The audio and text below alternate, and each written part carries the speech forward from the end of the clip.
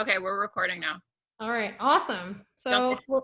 hello everybody. I'm Lindsay McMullen from Proaction Sports Injury Clinic, and today I'm talking with Alysen Clark, who owns Staterra, which is a nutritional neuroscience company. And she is a supplement expert. So what we were going to talk about today was really just discussing if supplements are even necessary. Right now, most of us are staying at home. We're potentially changing up our routine, whether that's exercising more or exercising less, or eating the right foods, or potentially doing what I'm doing and doing a lot of baking. Ali, what's your take on supplementation right now, and is it even necessary? Well, I think it really depends, again, as you said, on the situation. So in general, when people are healthy and you're having a balanced diet, you're working out, but not too much working out. Generally, when you're living a very balanced life, if you're getting all the nutrients you need from your food, so you eat lots of fruits and vegetables, you're getting a lot of protein, then honestly, no, most people don't really need a supplement. So you don't necessarily just need to take a multivitamin every day for the sake of it. So in my opinion, supplements really have their benefit when someone is under an additional stress, whatever that stress might be. So some examples of stressors that a lot of people don't necessarily think about are something like exercise. So if you're training really hard for a half marathon or a 10K, or you're even just a weekend warrior that absolutely kills it at the gym 2 days or sometimes 3 days a week, your body actually processes that as a stress. And so in that case, something like supplements could help. Another situation is just general like psychological stress. So if you find you're stressed out at work, your kids are really getting to you, again, your body I have 2 kids. They're really getting to me. Your body processes that as a stress. And another big example is illness, obviously, is when someone could potentially benefit from a few extra nutrients just to make sure that everything is firing properly and their immune system has the nutrients that it needs. Awesome. No, that's great. Oh, we have someone popping into the house. This is what happens when you record live. So basically, like right now, actually starting tomorrow, I am signed myself up for a 1,000 kilometer race. It's not done one day, obviously, but it's going to be done over the course of May 1st, I think, to September 1st. So my concern, obviously, is that's, I think, averaging about 8 kilometers a day, 5 miles a day, just to make sure that I have the nutritional support my body requires to heal. Because I know my understanding, anyways, from the stress that you're talking about is that stress response is cortisol. So cortisol, for those that are nerdy like me and want to know more about anatomy and physiology, it's, of course, who doesn't, right? It's secreted by the adrenal cortex, which is just above our kidneys. And the challenge is when we increase levels of cortisol in the body, it really does affect every cell in the body, particularly for us.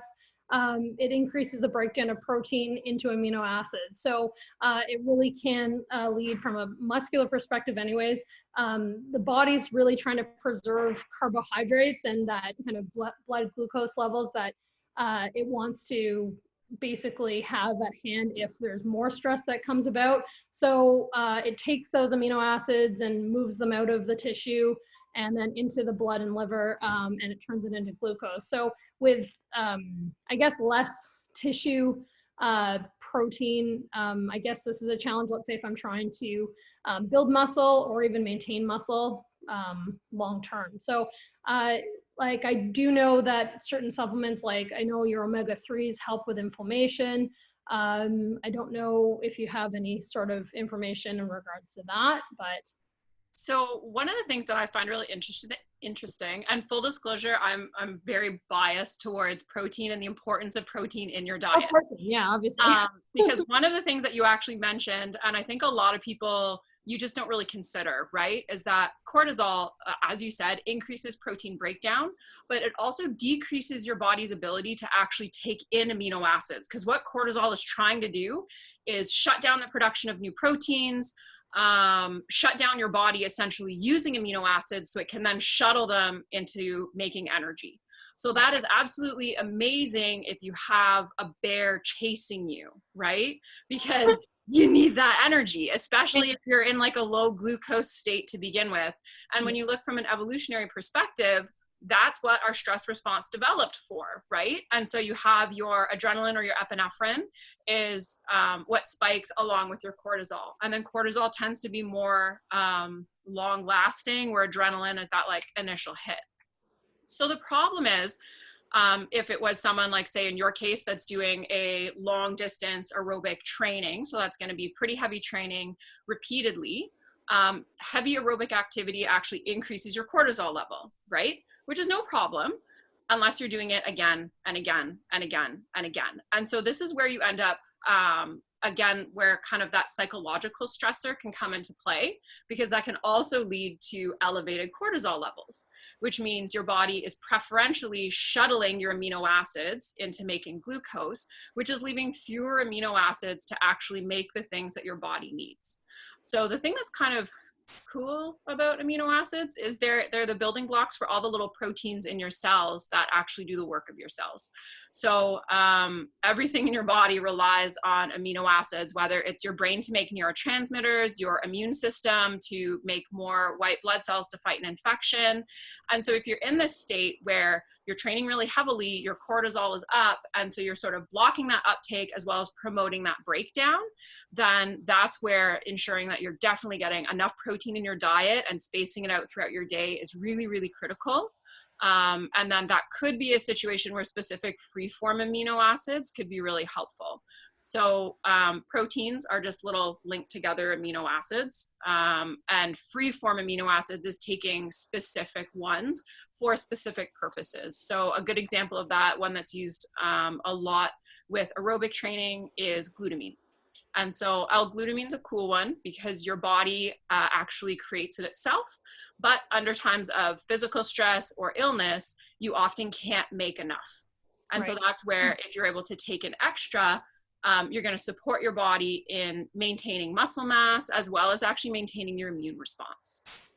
No, that's awesome. And especially right now, we want to make sure that we're delivering the body what it requires. So especially touching on, certainly with immunity, I do know that kind of that chronic like level of cortisol that's staying in the system, that can also diminish your immune response. Like my understanding is, it's funny, I even read up I think it was a study done with animals, but social isolation, increases your cortisol levels. This is an arbitrary number, but by 50%. So right now, most of us are either one, socially isolated, or two, we're spending too much time with the people that we love.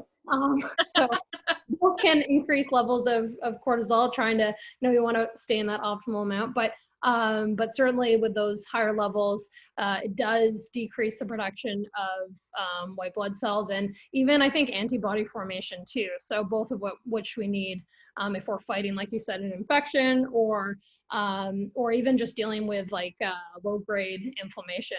So that's awesome. Now I also take an omega-3, mostly because I do know you can get it from foods like fish. I also throw in the lovely smoothie that I have every morning with Staterra products. That's like a pretty subtle plug. Yeah. I usually have a smoothie every morning, and I know like the smoothie that I make, I'll throw in, my typical, I'll throw in potentially some greens or like a banana or whatever else. I usually will throw in some flax, some milled flax, and some chia seeds as well. But I think overall, like I definitely don't have enough omega-3s in my diet. Is there a reason like why it would make sense, besides I guess not taking enough fish? Like, do you find that like what would make taking your omega-3s superior over something else? No pressure. Yeah, I know, right? So first of all, just to speak like a little bit to omega-3s in general, they're a pretty hot ingredient right now, and there's actually some good reason for it. So They're really, really cool. A lot of people think they actually boost your immune system, but that's not necessarily true. They're more immunomodulatory. Okay. And so that's where they have their anti-inflammatory impact, which is really cool because inflammation is an immune response. So if you want to reduce inflammation, you're actually suppressing the immune system, Right. but in very specific ways. And so that's where that's where omega-3 fish oil sort of has its effect. It also has huge benefits for brain health, heart health, mood and cognition, that type of stuff. So all around, it's a something really great to add to your diet or add to your supplement regimen, if you will. Right. The fish oil that we have in particular, and a couple of things to look for in general when you're looking for fish oil. One really simple thing is make sure it's in a dark colored bottle. So if you see, light breaks down fish oil. Yeah. Or breaks down Okay. oil in general. Yeah, Right? I would have known that. That makes sense. Yeah. So you want to make sure it's in an amber colored bottle or something that the light can't get through. That's number one.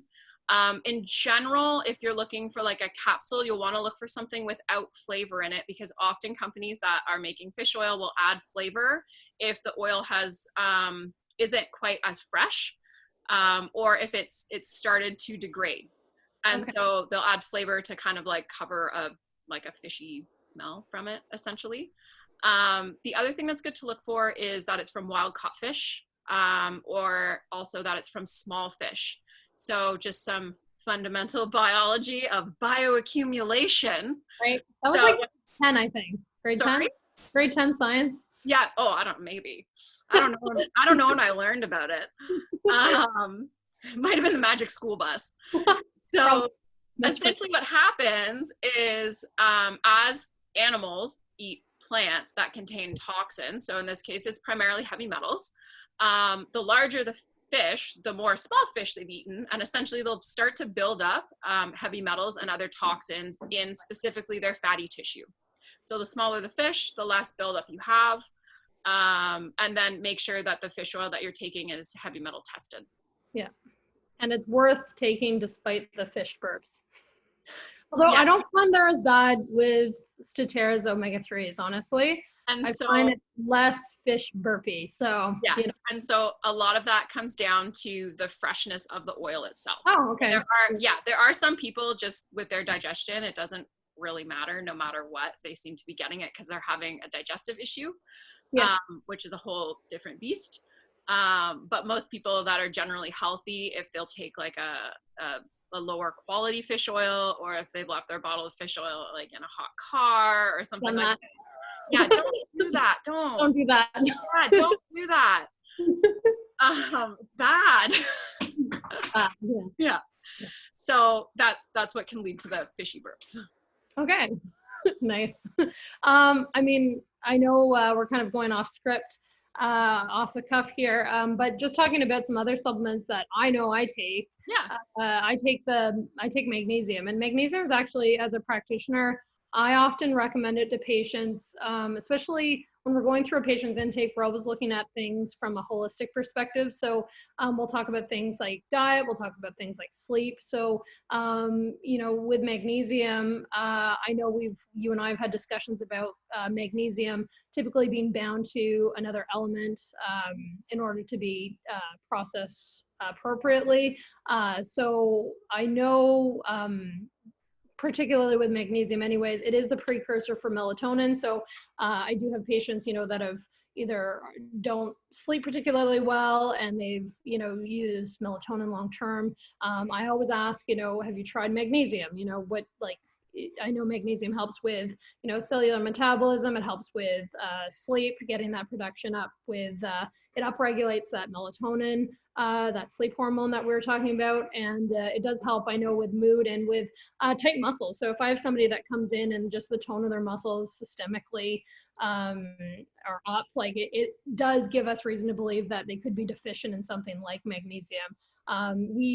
For anyone that's come into the office, they know that I think people get really upset when we don't have a bowl of dark chocolate. I know dark chocolate as well as dark leafy greens are a source for magnesium, but I do find that if I don't take magnesium, I take it at night just because it does help for me from a sleep perspective. It does also help from, I have issues with kind of like a restless leg syndrome type of deal. I do find that, if I'm hydrated and I take my magnesium, an hour or two before I go to bed, it really makes a difference. And if I skip, a week here or there, I definitely notice it. But yeah, like, how do you find people have done with the magnesium that you provide? So magnesium is actually really, really popular for all the reasons that you just mentioned. And again, when you're looking for magnesium, one of the things that's important to look for is the form, because as you mentioned, there are at least like 5 or 6 that you're going to see on a regular basis. And they all have different benefits and drawbacks, right? I generally try not to say like a single ingredient is bad. It might just have a preferred use, right? Right. So in our case, the magnesium that we offer is a magnesium glycinate, which means that magnesium is bound to the amino acid glycine. This is really cool because when you take it, it actually breaks apart and you're getting the benefits of glycine as well. So glycine is an important amino acid for things like relaxation, that type of thing. So it really tends to help a lot more with like the sleep and like the mood and the relaxation aspects of it.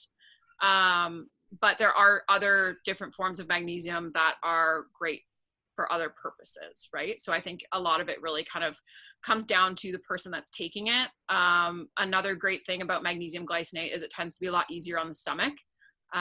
So if something like a magnesium oxide, for example, works really great as a laxative. Right. I always warn people about that too. I'm like, start with 200, 250 mils or milligrams to start, because it can have that effect. So and so actually with magnesium glycinate, you don't get that effect nearly as much, just because of the way like your body takes it in. Yeah, that's fair. That's awesome. Yeah, I know. I have patients that absolutely swear by. I've had a couple knock on our door even since we've been closed during this time. So they're like, I need my magnesium, but which is fantastic. But I do find it really does help. And just from my own perspective, I've used various magnesium. I've used magnesium lactate. I know that one doesn't typically sit well with people. But I mean, again, if you have a cast iron stomach like me, it's okay. But but usually I know that's not always the case with everyone.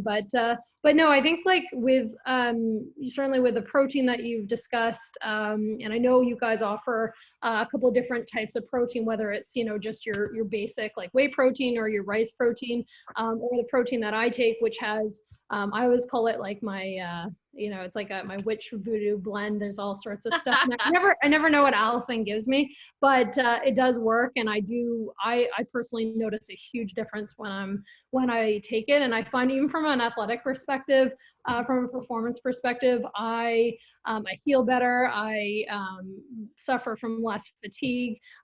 From an adrenal fatigue perspective, even mentally, I don't get that brain fog in the middle of the afternoon. So hopefully we should chat again. I'd love to kind of discuss more about your custom formulas. And I also kind of going forward too, would love to talk about, especially since I'm going to be doing, 1,000 kilometers between now and September, I probably should be taking some hydrolyzed collagen, which I know is also good for my face. But will be, that might be something that I should add to my diet as well, because, when you increase, the load on your body, you also have to increase that capacity, which is something that we also talk about in our office. And that's why, people like me exist to help people achieve their goals that way. So anyway, well, thank you for chit-chatting on this rainy afternoon.